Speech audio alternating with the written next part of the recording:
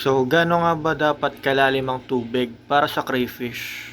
So, as you can see, itong setup ko, itong tank kong gamit is mababa lang. Kasi ang kailangan lang naman talagang tubig ng crayfish is actually 2 inch to 7 inch. So, itong fish tank ko to is 7 inch na to ang height. And then yung tubig ko is around 4 inch to 5 inch lang. Kasi ayaw ko kasi nung itsura na malaking fish tank. Ayoko ng malaking fish tank and mababa. Ayoko nito.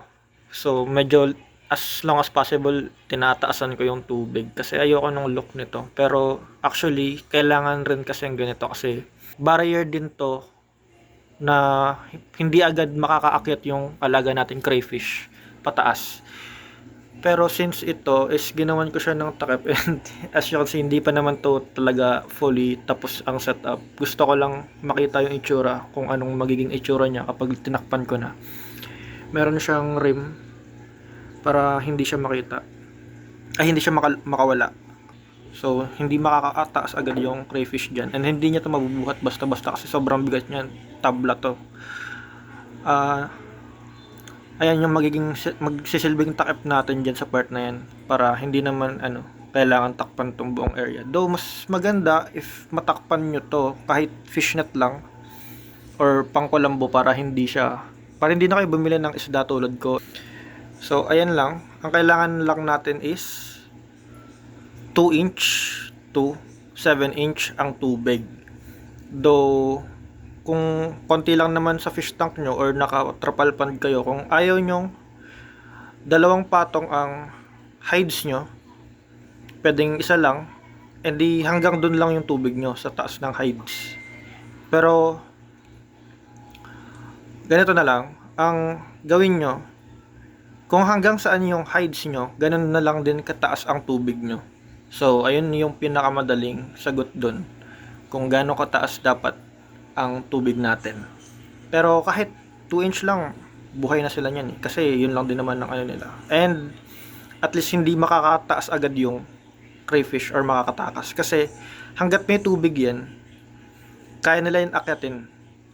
Unless tulad nito, hindi to basta-bastang maaakyat. Kahit dun pa kasi may itakip yan eh. So, hindi nila yan kayang buhatan kasi mabigat yan, tiles yan eh. Though ang lakas ng crayfish nakakagulat. May instances na nakawala sila sa akin kasi nakaya nilang buksan yung Tupperware na pinanggalingan nila nung nabili ko sila. Ang lakas nila, grabe. So ayan nga, 2 inch to 7 inch lang ang need nilang taas ng tubig or lalim ng tubig. And then okay na yun. Wala na silang doon. The more mababa, the less oxygen ang kailangan nila kasi sa experience ko kasi sa nakikita ko sa ibang setup, okay lang na mababa yung nila para feel free silang nakakahinga ng fresh na air sa tinataasan nila if ever may tinataasan nila sila. Setup kong ito currently wala silang tinataasan kasi ito is meant for breeding, buried. Para to sa mga craylings talaga. Gusto ko lang kasi nakikita sila kasi sa ngayon pet ko sila. Hindi sila for sale or anything. Pet ko pa lang sila. Kasi wala, ang cute lang kasi nila eh. Tingnan mo yan. So itong mga babies ko. So ayun lang. See you again next time. Thank you.